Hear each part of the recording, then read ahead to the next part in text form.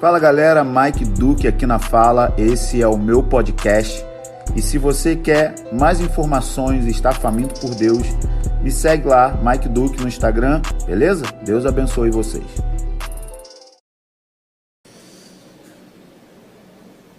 Feche seus olhos um pouquinho. Espírito Santo, nós queremos te honrar essa noite. Vem sobre nós, captura os nossos corações. Queremos honrar quem você é. Você é uma pessoa, você é Deus. Você está aqui agora e nós queremos te seguir a sua agenda. Ajuda-nos a te honrar, Espírito Santo, no nome de Jesus. Amém. Nos últimos meses da minha vida, o Senhor tem feito algo muito interessante, me levando em alguns lugares, em algumas viagens que, muito mais do que eu ir nesses lugares para poder abençoar, eu fui nesses lugares para ser abençoado e ser despertado no meu interior por algumas coisas que eu sinto que o Senhor está querendo fazer na igreja, principalmente na igreja do Brasil, mas principalmente em duas regiões do Brasil muito distintas, que é o sul do Brasil e o sudeste do Brasil.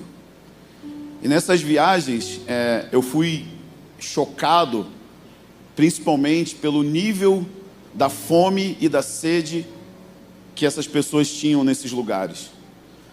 E a primeira viagem que eu fiz, poucos meses atrás, foi para a Ilha do Marajó. Tem alguém indo para a Ilha do Marajó, não tem? Quem está indo para lá?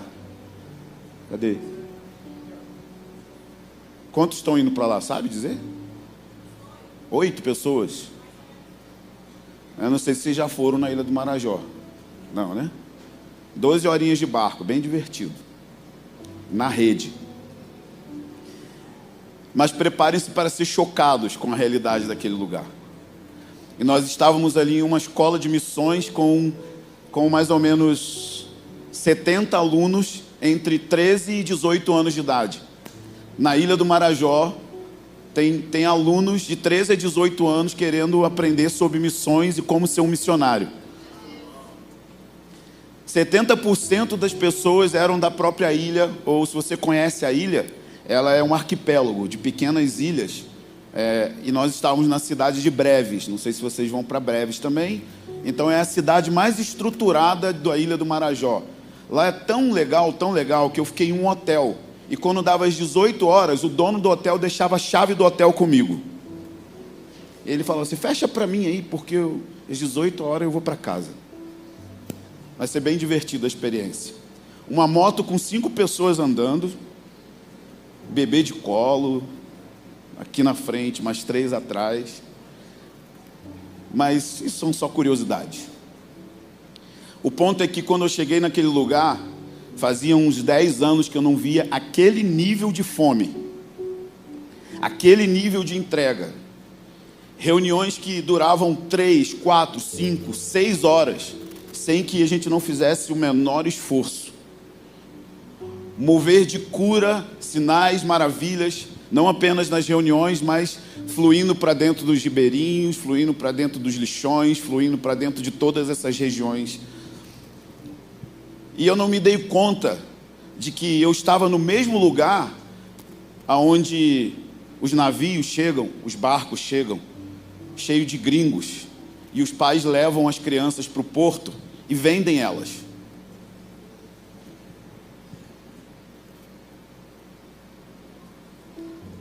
Eu não me dei conta de que esse lugar está provocando o coração de Deus com as lágrimas da injustiça. O clamor contra a injustiça subiu diante do Senhor, e o Senhor viu esse lugar por causa do desespero daquele lugar. E existe um elemento da fome que a igreja do Sudeste não entende, é que a fome é humilhante. E a gente está muito cheio dos nossos feitos, muito cheio das nossas coisas, muito satisfeito com tudo isso que a gente tem, com toda essa fartura que nós temos. Sabe uma coisa? Se você não for na conferência da semana que vem, você tem uma outra na semana que vem. Se você não quiser ir na imersão que teve sábado, vai ter uma outra outro dia. Se você não quer ouvir um pregador que você não gosta, na outra semana vai ter um outro aqui. Só de homens de Deus que estão tocando a nação, que são líderes dessa casa, que estão nas principais conferências do Brasil e do mundo. Lá não chega isso. Eu estava conversando com um dos pastores lá, ele falou, na minha cara, ele falou: o sudeste do Brasil tem muito pão, mas não tem fome. Aqui nós temos fome, envia-nos o pão. Traga o pão para essa região e nos alimente com aquilo que vocês estão recebendo, com aquilo que vocês estão recebendo ao ponto de ficarem obesos espiritualmente. Come, come, come, come. Seminário, seminário, seminário. Pregação, pregação, pregação. Podcast, podcast, podcast. EAD, EAD, EAD. A pergunta que a gente precisa fazer é: essas coisas estão provocando um abismo dentro de nós. Essas coisas estão provocando um vazio maior dentro de nós, até que a gente fique desesperado e não aguente mais esse culto de domingo. Esse culto de domingo, onde a gente vem, ouve uma preleção e volta para casa, e segunda-feira a gente não faz absolutamente nada com aquilo que a gente ouviu.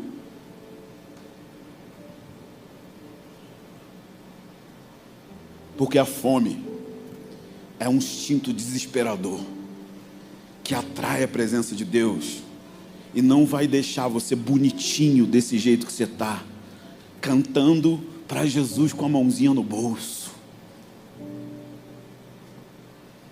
Ela vai mover a igreja. E esse é o pensamento que eu tenho, porque quais foram os elementos básicos na igreja do primeiro século que fez aquela igreja ser do jeito que ela era? Você tem ideia? Estudiosos dizem que nos primeiros 100 anos do cristianismo existiam apenas 25 mil crentes, e que lá para mais ou menos 310 depois de Cristo, a igreja salta de 25 mil para 25 milhões de crentes, sem internet, sem avião, sem Bíblia, sem prédio de igreja, sem placas, sem CNPJ, sem conta para movimentar, sem recursos de todos esses que nós somos apegados e achamos que esses são os recursos que vai fazer a igreja crescer. Deixa eu te dizer, a igreja no Sudeste não está crescendo, ela está inchando. Nós aumentamos os nossos números porque pessoas estão saindo de uma outra congregação e vindo para as nossas.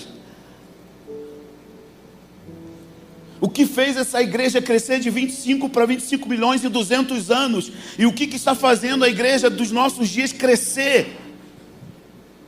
O que está fazendo a nossa igreja inchar é um espírito de consumo que existe muito grande no nosso meio. E a gente está escolhendo onde a gente congrega como se fosse um menu de um restaurante. Ali é worship eu curto. Não, lá é Inário é melhor. Ali o pregador pega quicando. Não, ali o cara prega como um pedestal. E a gente vai escolhendo os lugares que a gente quer, como se fosse uma loja de departamentos. A minha pergunta é: o que fez essa igreja crescer? Aí você pensa assim: não, mas essa era a igreja de Atos, tinha Pedro, tinha os apóstolos. O que fez a igreja na China, nos anos 70? Mao Tse-tung proibiu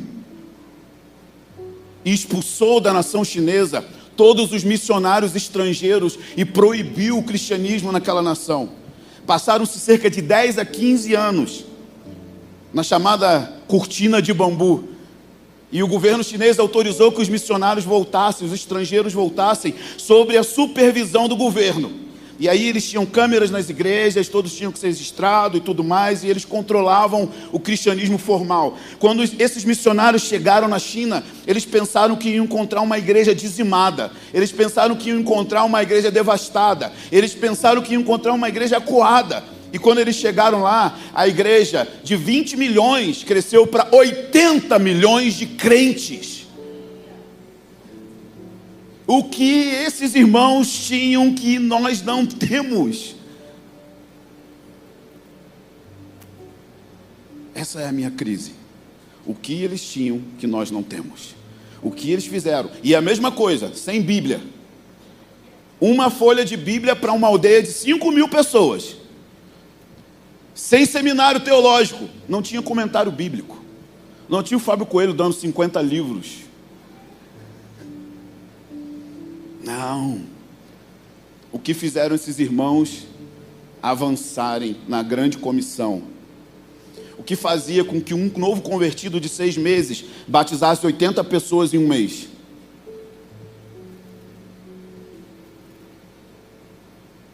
Vocês estão aqui comigo? Acho que vocês estão um pouco nervosos. Na medida do possível, fala para o seu irmão, relaxa, vai dar tudo certo.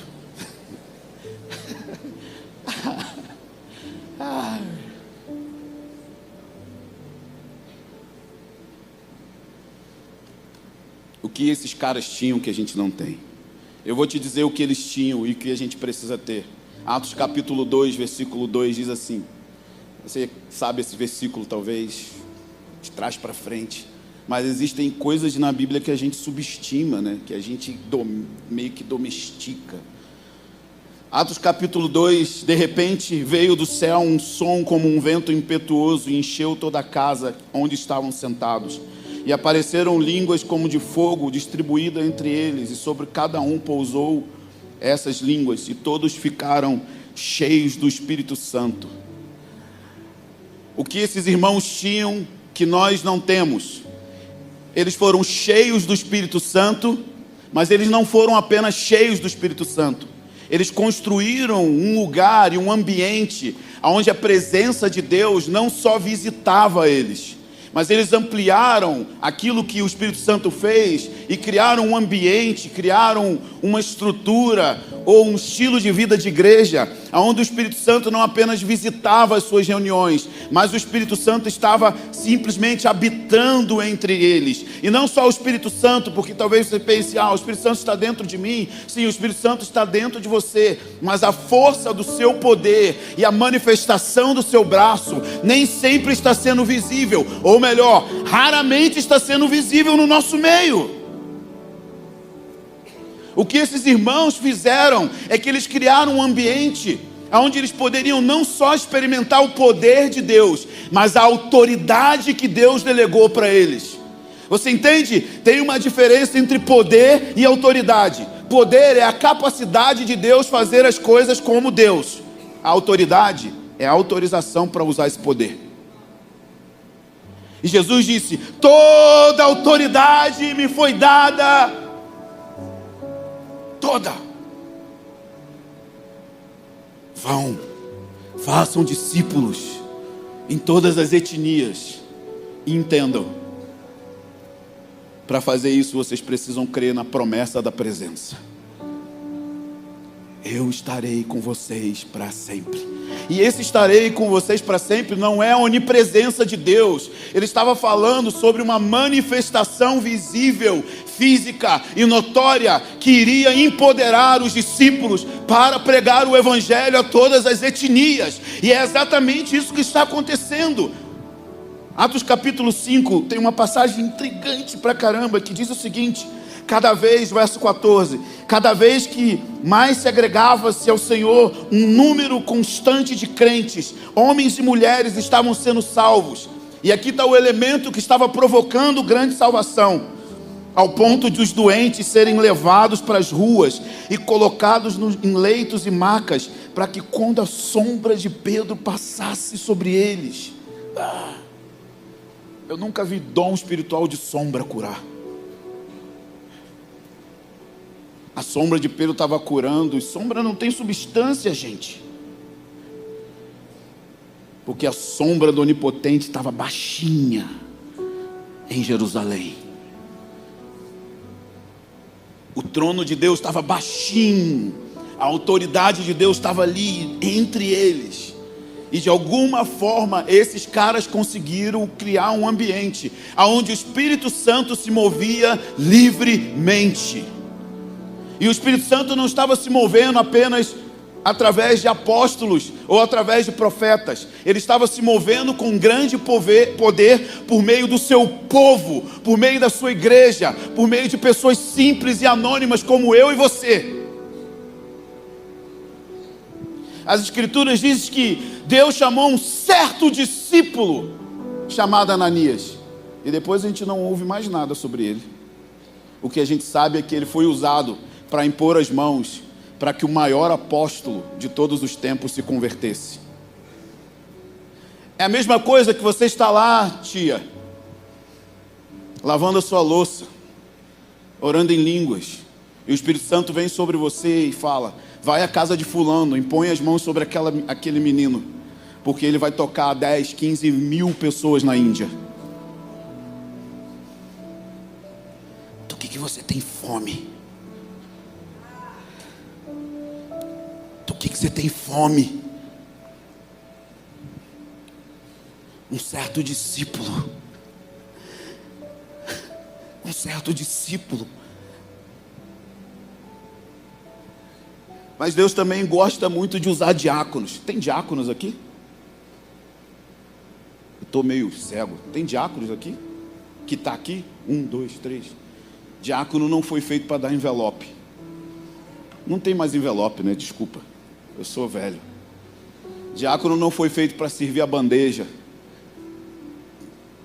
com as doses homeopáticas da ceia. Esse é o diácono da Bíblia. Estevão, homem cheio de graça e poder, realizava feitos extraordinários e grandes sinais entre o povo. O poder de Deus não estava restrito nem preso na mão dos grandes líderes. O poder de Deus estava fluindo como um rio de dentro do templo. O que esses discípulos fizeram é que eles criaram um templo que fluía um rio. Eles pegaram a dica de Jesus: quem crê em mim, venha a mim e beba. E do seu interior, do interior da igreja, do interior do templo vivo, do interior da casa de Deus, vai fluir rios, no plural, rios de água viva, que vão tocar o mundo. Como no templo de Ezequiel, o rio fica mais volumoso quanto mais longe está fora do templo.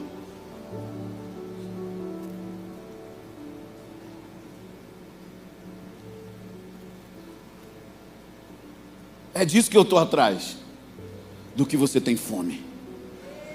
O requisito e o pré-requisito de Jesus é: aquele que crê em mim, venha a mim e beba. Será que tem alguém que está a fim de beber hoje? Esse é o requisito dele: venha a mim e beba. E do interior da igreja vai ter um rio violento, que por onde quer que passa, vai trazer vida. Há um rio que alegra a cidade de Deus, e esse rio é o Espírito Santo. Então pensa, tem um rio que está alegrando a Nova Jerusalém, e ele está dentro de nós, só esperando que você creia que o Deus de Gênesis 1 está dentro de você, querendo fluir. Que o Deus de Gênesis 1, Deus não criado, habita dentro de você para fluir e tocar esse mundo quebrado. Mas nós estamos apenas satisfeitos com um pouquinho de sorinho na veia e cantar alguns hits do Spotify.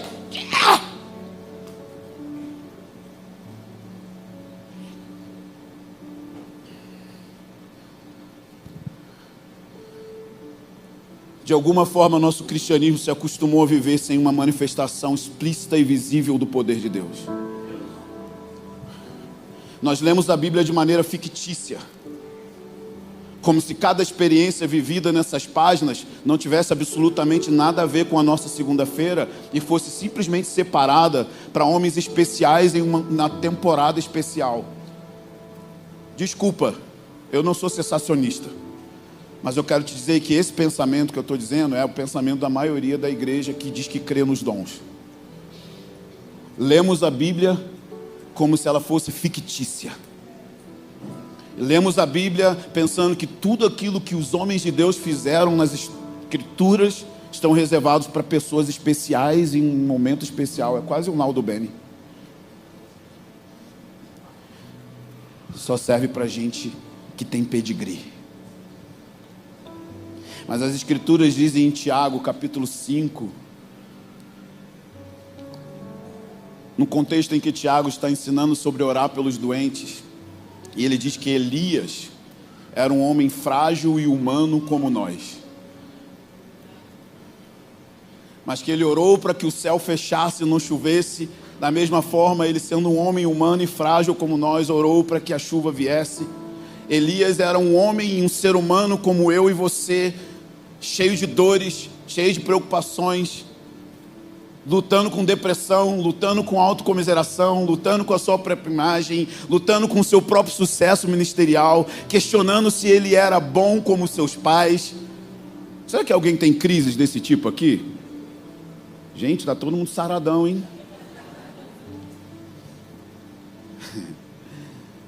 Essas são as crises de qualquer ser humano, em qualquer época, em qualquer tempo, não importa. A questão não tem nada a ver com a sua qualificação, mas tem a ver com a confiança que nós temos naquele, ou no único que é capaz de levantar a igreja com glória e poder.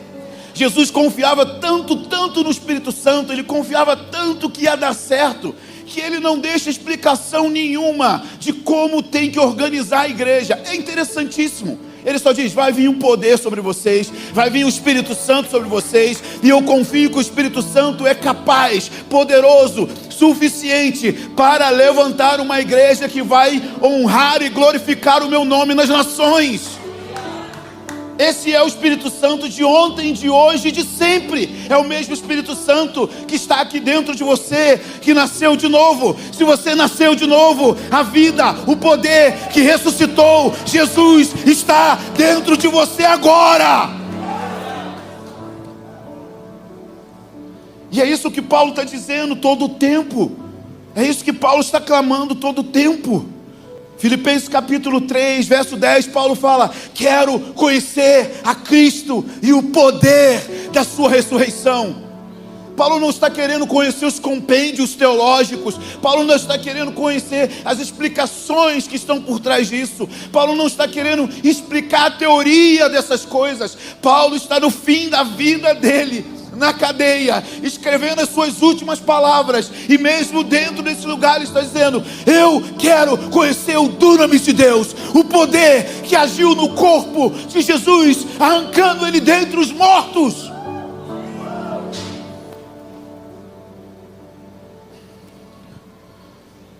Ele não queria mais teoria, ele queria o poder da ressurreição. Efésios capítulo 1, verso 19, ele diz: esse poder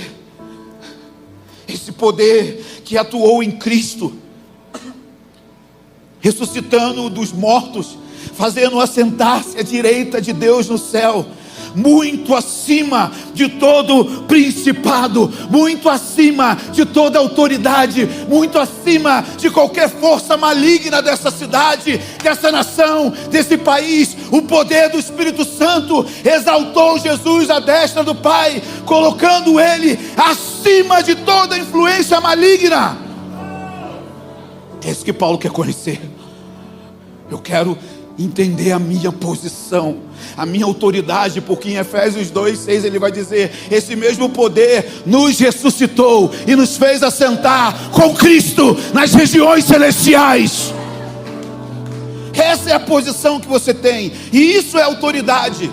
Não é só ter o poder, mas é saber que você tem autorização para usar ele. E isso não tem absolutamente nada a ver com você, tem a ver com o que ele fez.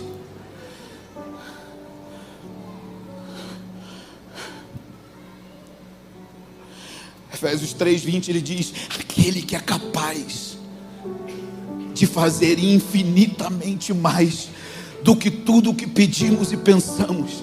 Imagina, ele tem o poder para fazer infinitamente mais do que você imagina ou pensa.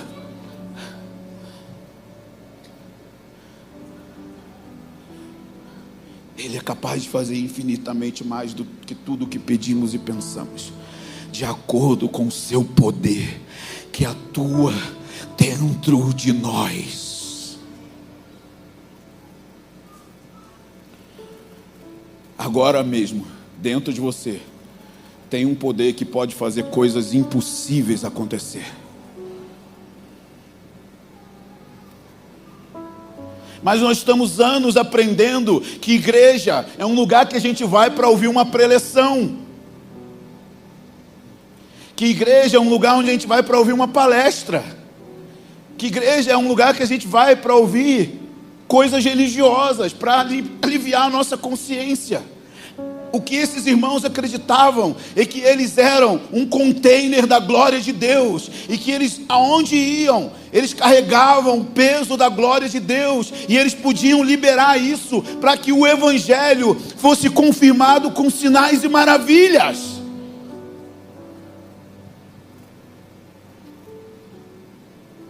Eles aprenderam bem. Jesus pregava, ensinava e demonstrava. Pregava, ensinava e demonstrava. Pregava, ensinava e demonstrava.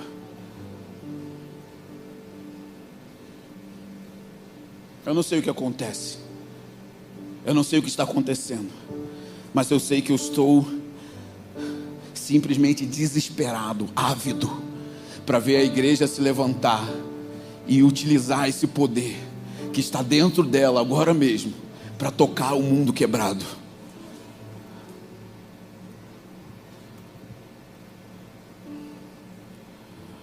João 3,34 diz: pois aquele que Deus enviou fala as palavras de Deus, e Deus dá o Espírito sem medida. Esse texto está falando de Jesus, e está falando que Jesus tinha uma medida do Espírito, e era essa medida sem medida. E eu fico pensando, se Jesus tinha um espírito de medida, sem medida, tipo um espírito irrestrito, total, qual é a nossa medida?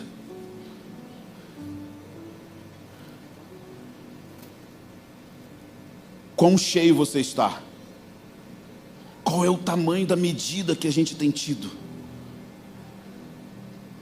Qual é o tanto de Deus que você pode ter? Olá, irmãos, vocês estão aqui. Quanto de Deus você pode experimentar agora? Qual é a capacidade máxima que a gente pode expandir da presença de Deus nessa era? O quanto da glória de Deus nós podemos experimentar coletivamente, comunitariamente, quando nos ajuntamos? Qual é a medida que o Senhor tem reservada para nós? E qual é a sede que a gente tem para alcançar essas medidas? Ou nós simplesmente estamos satisfeitos com mais um culto, com mais uma reunião, com mais uma pregação, com mais uma conferência?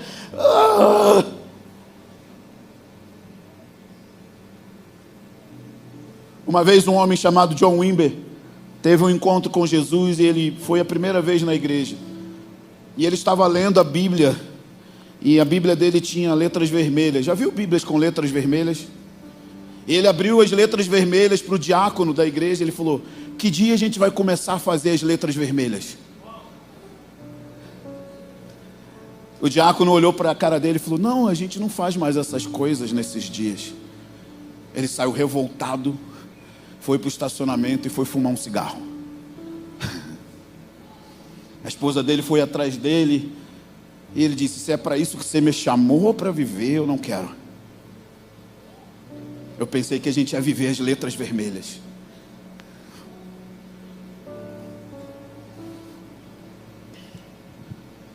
A pergunta que eu faço essa noite: qual é a medida do Espírito que nós temos recebido? O quanto nós estamos sendo cheios do Espírito Santo? O quanto nós estamos satisfeitos com aquilo que nós estamos vivendo? Então a primeira coisa que esses irmãos tinham, que nós não estamos tendo, é que eles viviam um estilo de vida constante de enchimentos do Espírito Santo. Eles não foram cheios do Espírito Santo uma vez e um dia que eles oraram em línguas. Todo o Novo Testamento, e principalmente o livro de Atos, são as ações do Espírito Santo fluindo através de seres humanos que estavam encharcados da presença dele e confiando tão somente nele para que a igreja avançasse. No que nós estamos confiando para a igreja avançar? No que vocês estão confiando para levar para o Paraguai? No que vocês estão confiando para levar para a Ilha do Marajó? Mais um projeto? Mais uma ONG? É legal, essas coisas são legais. Eu estou atrás de ver perna crescendo, o morto ressuscitando. Depois a gente leva eles para o projeto.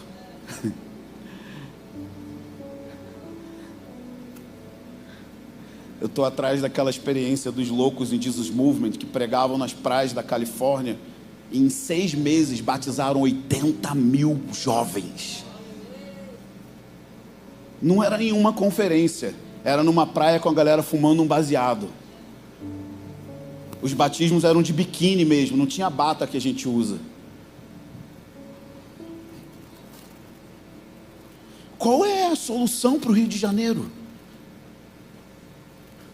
Vamos lá. Ficar reclamando? Ficar falando que é violento? Fugir de lá com medo? Qual é a solução para essas cidades? Qual é a solução para cada beco, cada viela, cada clamor, cada faminto, cada quebrado? Qual é a solução para esse mundo? Essa solução está aqui agora. E nós estamos presos em nós mesmos, preparando o próximo evento, a próxima coisa, o próximo negócio, a próxima coisa, o próximo negócio. Era para a gente parar tudo até que Ele viesse, até que Ele enchesse a casa, até que Ele transbordasse em nós, até que Ele nos enviasse. Grande parte do movimento missionário é autoenvio. Por isso que é fracasso em cima de fracasso. Nós estamos lidando com uma missão impossível, irmãos. Discipular as nações é impossível. Só Deus pode fazer isso. Você ainda está confiando no seu projeto.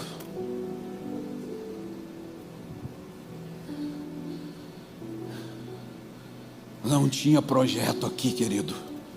O projeto aqui era o Espírito Santo. Não tinha ONG não.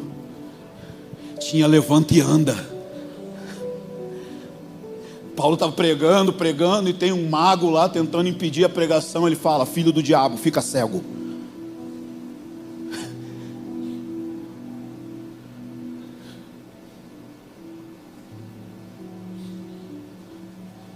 Será que o Espírito Santo ficou fraco?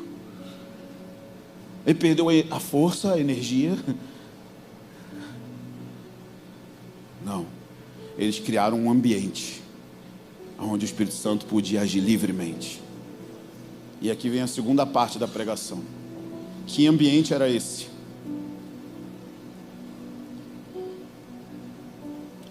O ambiente é que a igreja do primeiro século se parecia com uma família e não com uma empresa. Jesus entrou no templo e falou: não façam da casa do meu pai um mercado. Não faça da minha casa sociedade anônima. Não faça da minha casa um CNPJ, um produto. Não faça da minha casa um antro de negócios.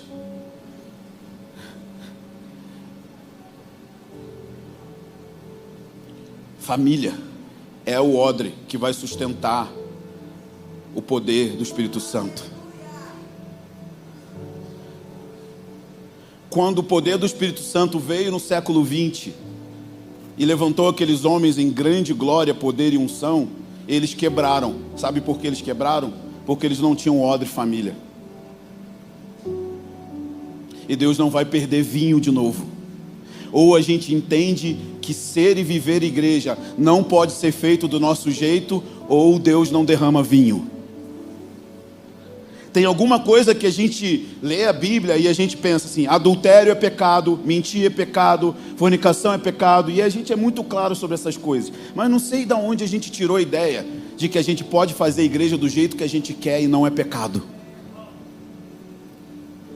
De que não tem uma planta tem o material certo para construir, tem a planta certa para construir, e eu tenho a impressão de que a igreja não está olhando para esse modelo, ela está olhando para tudo. Nós passamos 50 anos olhando para a América do Norte, pintando a parede de preto, passamos a vida inteira olhando para a Austrália, e copiamos os sistemas, as coisas, os métodos, tudo isso, quando nós deveríamos estar olhando para a planta da casa de Deus, as Escrituras, e abraçamos esse modelo de celebridade, e abraçamos o consumo. Como que é um modelo de celebridade? Se você já foi em algum show, você sabe como é. Ninguém vai no show, olha para o artista e fala: será que ele casou 3 vezes, 4, 5? Será que ele bate na mulher? Não, você vai lá para consumir o que o artista tem. E isso entrou dentro da igreja. E isso não é família, isso é empresa, isso é negócios.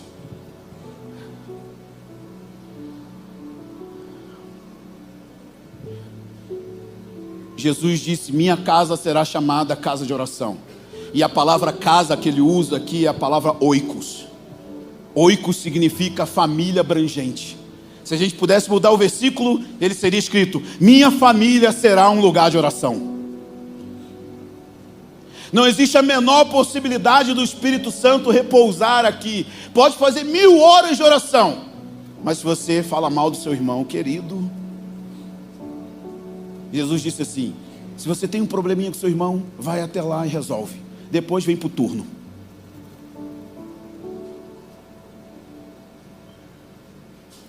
Família não é um amontoado de gente, de corpos dentro de um salão.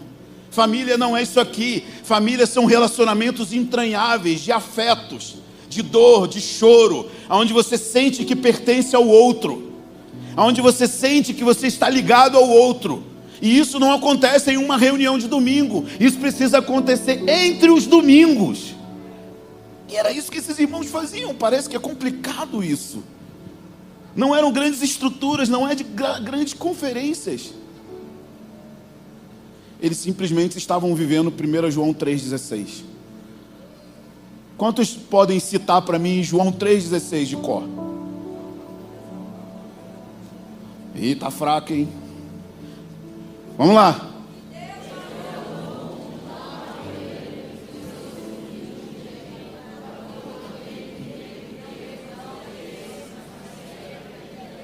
E 1 João 3,16.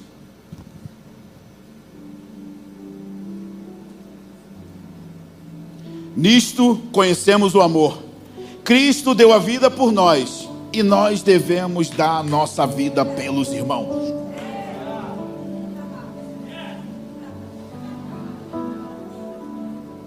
Como que você conhece o amor? Cristo deu a vida por mim, e eu tenho que dar a vida pelo meu irmão.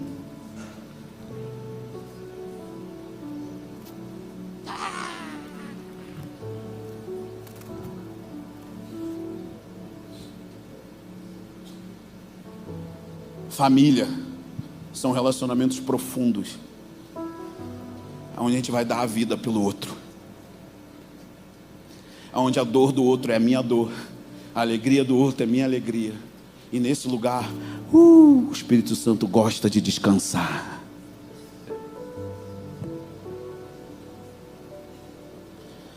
Efésios capítulo 4. Espírito Santo.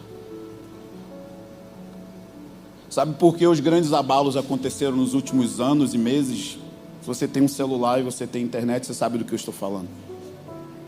Deus simplesmente quer que você perca total esperança nesse tipo de sistema e igreja.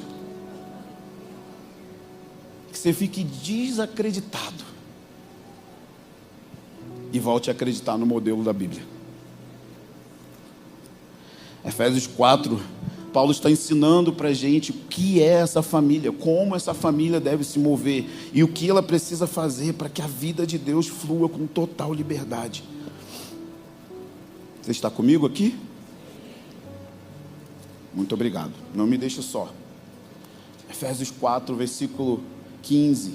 O contexto aqui, Paulo está dizendo que os ministérios servem para que os santos façam a obra do ministério. Então a primeira coisa que a gente vai entender, que numa família todo mundo trabalha. Todo mundo edifica, todo mundo constrói, todos estão edificando uns aos outros. Eu tenho uma família, eu tenho 2 filhos, e na medida que os filhos vão crescendo, eles também vão começando a fazer as tarefas da casa. Principalmente quando o filho tem um pai TDAH, a gente põe o filho mais para trabalhar, porque a gente esquece de tirar o lixo, então põe o meu lixo, o meu lixo filho não. Ô, Ritalina. Você tem que pôr o filho que não tem TDAH para tirar o lixo, porque o pai não tem capacidade. No caso, eu. Então a gente põe os membros da família para trabalhar, todo mundo lava a louça, todo mundo passa num aspirador na casa. Isso é uma família funcional.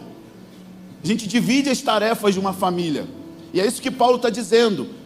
Os técnicos, os ministérios de Efésios 4:11, eles são como se fossem os pais. E eles querem colocar os filhos, a família, todo mundo para funcionar. Então, apóstolos, profetas, as pessoas que passam nessa plataforma aqui, eles são técnicos, eles não jogam o jogo, vocês jogam. Vocês estão recebendo ferramentas essa noite para que vocês resolvam o problema. Vocês estão aprendendo sobre ser família e ser um lugar para a presença do poder de Deus. Essas são as ferramentas que vocês recebem para que vocês coloquem isso em prática. Mas a nossa cultura de igreja é tão ruim que a gente aprendeu a ir nos lugares para admirar o pregador, para ficar de boca aberta com a mensagem,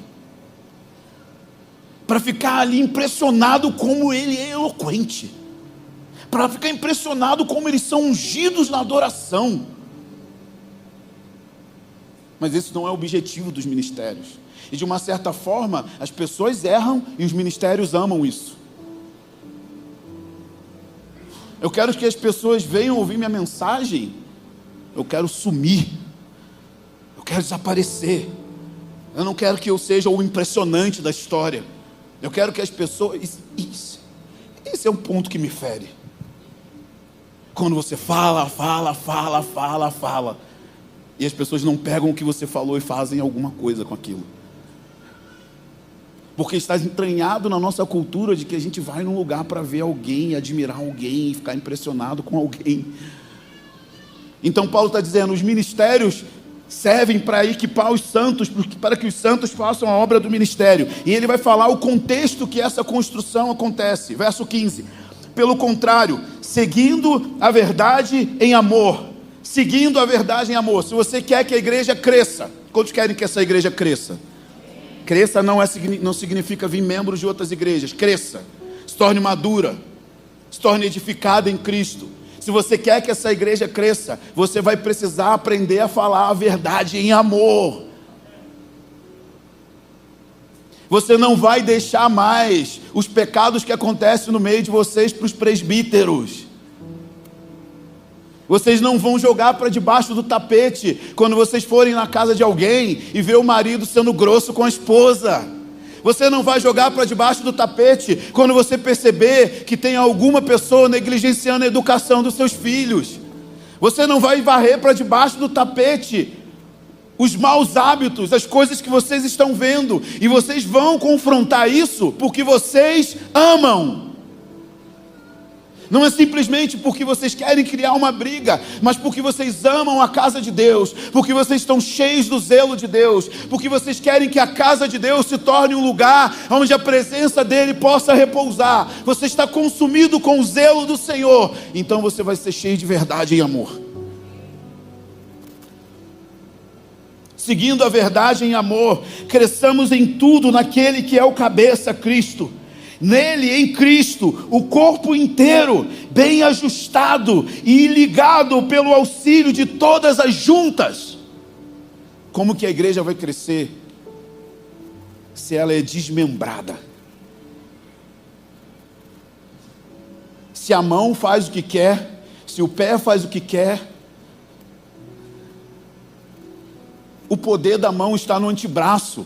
O poder da mão está nos músculos do antebraço. Se não houver saúde aqui, não tem saúde aqui. Vira para o seu irmão e fala: o meu melhor está em você.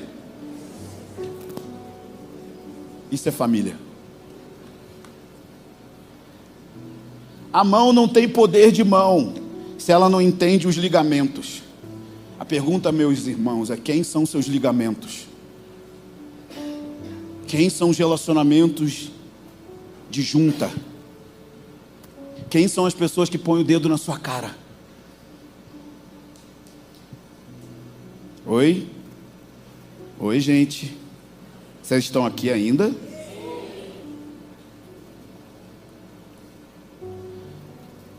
Quem são aqueles que te ferem e te curam? Sejam bem-vindos à igreja. Um lugar onde você vai ferir e curar. Onde você vai agredir e ser agredido. Amar, perdoar. Chorar, perdoar. Igreja. Por que a gente abraçou a cultura de consumo? Porque nós não queremos que ninguém invada o nosso espaço. Só que você tem um problema. Não tem como viver igreja sem que as pessoas invadam o seu espaço.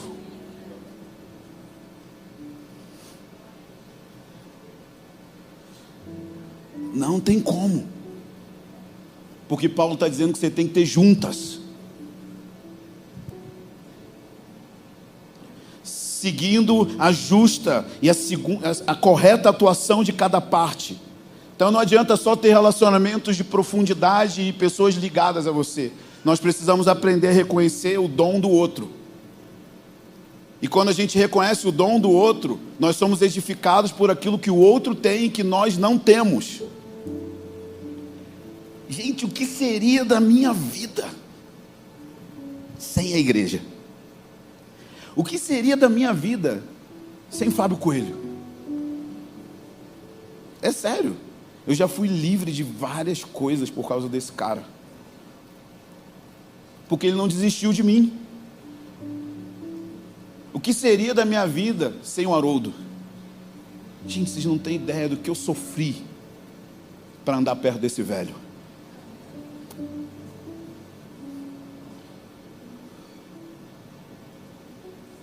Eu preciso de um cabeça branca na minha vida,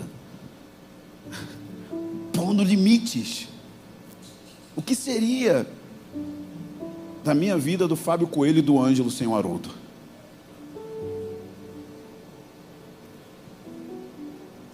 Alguém tem que parar, gente.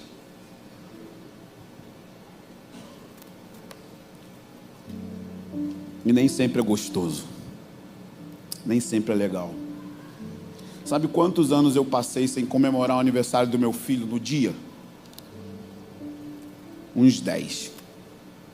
Porque sempre caía no dia da reunião da Ticum, fevereiro. E eu ainda me esforçava, ligava para o Haroldo e falava: posso faltar dessa vez? É o aniversário do meu filho. Ele falava: não, ele é criança, ele não entende. Comemora na semana que vem e ele vai ficar feliz do mesmo jeito. Gente, eu ia igual o Seu Madruga para viagem, eu jogava o chapéu no chão. Bem divertido. E sabe qual é a parada? Meu filho está saudável, com 12 anos, não traumatizou. Foram quase 10 anos não comemorando no dia 13 de fevereiro. Viveu, está bem, está feliz, não está com trauma. Vocês estão aqui ainda comigo? Então vamos para o versículo 30 e a gente vai orar, eu acho. Efésios 4:30 diz assim: não entristeçam o Espírito Santo de Deus, no qual fostem selados para o dia da redenção. O que os discípulos aprenderam no primeiro século era como não entristecer o Espírito Santo, de maneira que o Espírito Santo tinha um ambiente onde ele se sentia confortável. E se você quer que o Espírito Santo se sinta confortável, você tem que seguir a orientação de Paulo. Ele diz: toda amargura tem que ir embora, toda ira tem que ir embora, blasfêmia tem que ir embora. Pelo contrário, sejam bondosos uns com os outros e compassivos uns com os outros, perdoando uns aos outros. Se você quer que o Espírito Santo descanse no meio dessa comunidade, vai ter que ter a resolução dos problemas relacionais. Ele não habita onde tem amargura. Ele não habita onde tem falta de perdão. Ele não habita onde tem fraudulentos. Estamos juntos? Efésios capítulo 2. Então vamos voltar lá um pouquinho atrás. O contexto é interessantíssimo. Verso 13. Paulo diz: agora em Cristo Jesus, vós que estavam longe, viestes para perto, pelo sangue de Cristo, pois Ele é a vossa paz. De ambos os povos fez um só, e derrubando a parede de separação em seu corpo, desfez a inimizade. Isto é, a lei dos mandamentos contidos em ordenanças, para em si mesmo, dos dois povos, criar um novo homem, fazendo assim a paz. E pela cruz, reconciliou ambos com Deus em um só corpo. Que a cruz foi tão poderosa que ela uniu dois povos antagônicos, dois povos, como diz no Rio de Janeiro, que não se bicam. A cruz foi tão poderosa que derrubou a parede de inimizade entre gentios e judeus. Se você não entende o que significa, é mais ou menos o seguinte: imagina, tem corintiano aqui? Deixa eu ver a mão, corintiano. Oh, raça ruim, gente. Tem palmeirense? Então imagina o seguinte: amanhã de manhã os dois presidentes de Corinthians e Palmeiras reúnem num almoço e eles decidem o seguinte: vamos fundir os grupos e vamos criar um novo clube. Olha o zum, zum, zum. É isso que Paulo está dizendo. A cruz foi tão poderosa que ela uniu dois povos que não tinham como se unir. Será que isso não pode nos unir? Será que isso não pode fazer de nós uma casa, uma família, com pedras vivas, encostadas umas nas outras, com relacionamentos profundos, onde a presença de Deus pode vir e... que lugar agradável. Assim, não são mais estrangeiros, verso 19, nem imigrantes, pelo contrário, sois concidadãos dos santos, membros da família de Deus, edificados sobre o fundamento dos apóstolos e dos profetas, Cristo Jesus sendo o fundamento dessa casa. Nele, em Cristo, o corpo inteiro cresce, bem ajustado, para ser um templo santo no Senhor, no qual também vós juntos sois edificados para a morada de Deus no Espírito. O odre, a casa, o templo que vai receber a glória da presença de Deus é uma família. Quando Davi foi construir o tabernáculo, a primeira coisa que ele fez foi chamar alguns pais. Ele chamou Asaf, Emã e Jedutum, todos eles eram pais, e pegou e falou: pega os seus filhos, ensine eles a como construir um lugar para a minha presença. Construir um lugar para a presença de Deus não é um assunto de um bando de mochileiros doido. Isso é um chamado para a família. Quantos são parte da família de Deus aqui?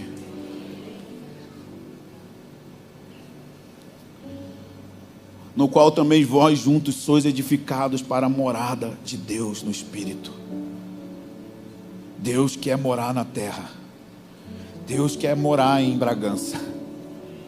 Deus quer habitar aqui no meio de vocês. Quem vai construir? Quem vai pôr a mão e parar de consumir e se transformar de um consumidor para um construtor?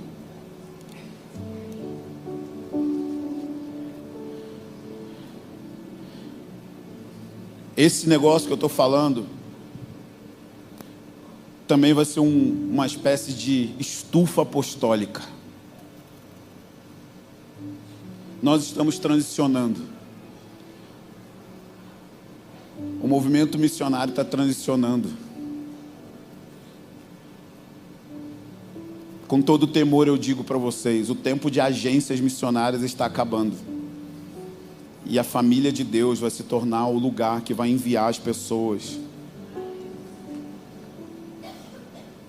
E esse vai ser um movimento muito mais abrangente do que apenas enviar os nossos jovens para missões transculturais. Mas é a consciência de que cada crente nascido de novo é um container da presença de Deus. No escritório, na fazenda, na universidade, nas escolas, nas praças, nas ruas, nas nações, em todo lugar. Uma comunidade de crentes que aprendeu a carregar a pomba no ombro. Que aprendeu a caminhar em temor, para que não espante o Espírito Santo.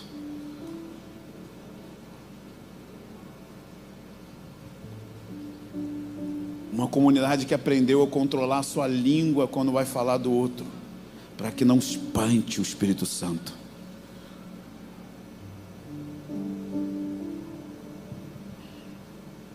Eu queria que você ficasse de pé, se você puder.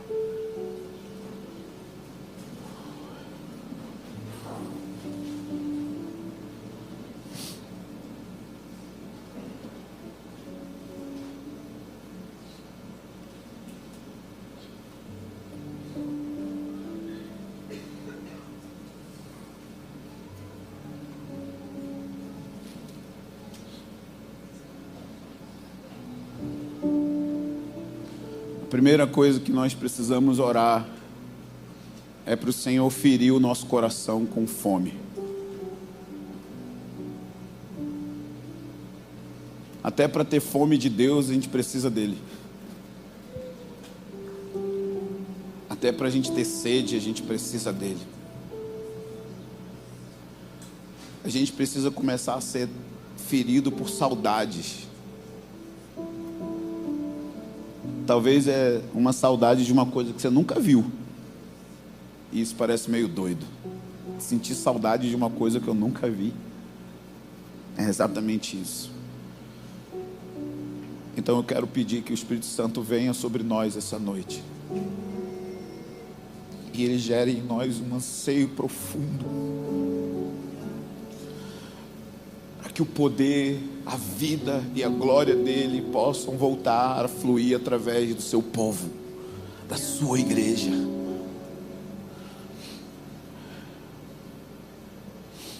Vamos levantar as nossas mãos e vamos esperar nele.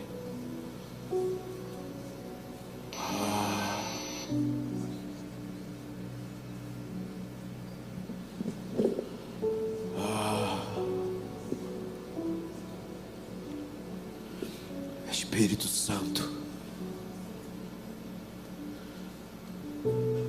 como você encheu aquela casa nos primeiros dias da igreja, nós precisamos ser cheios de novo de Ti. Você é o Deus que revela Deus, está aqui agora entre nós, dentro de nós.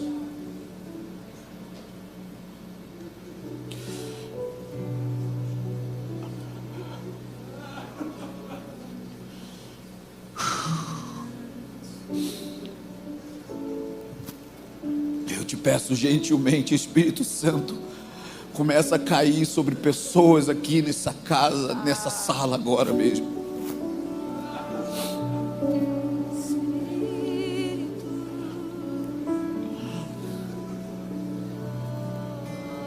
Amamos quando você nos visita, mas queremos ampliar as visitações para uma hospedagem. Queremos que você fique à vontade entre nós.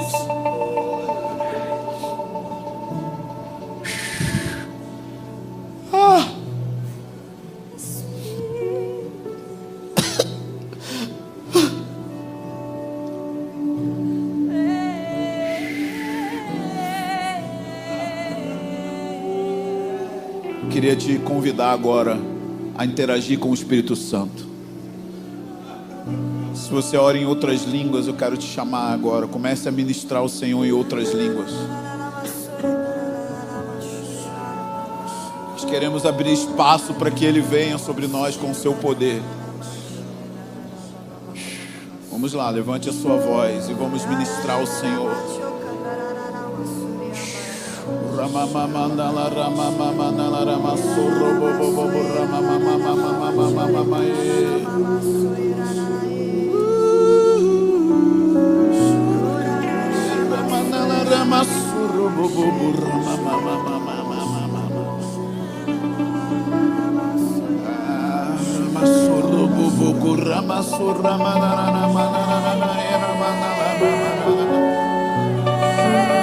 Aumenta a sua presença entre nós agora, com ondas de eletricidade, fogo, poder.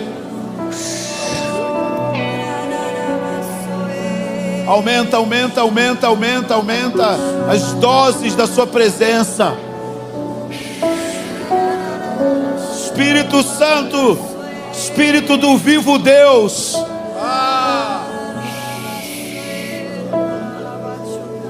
Precisamos de uma santa desordem.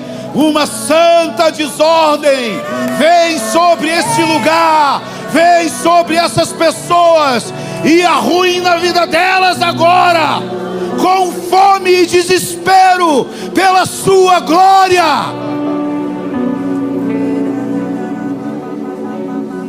Deixa-nos entrar no dia do seu poder. Deixa-nos entrar no dia do seu poder. Espírito Santo, manda para longe daqui passividade, frieza, feridas.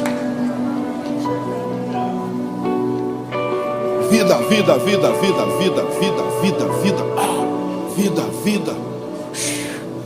Vamos lá, não desista. Levante a sua voz e ore no Espírito.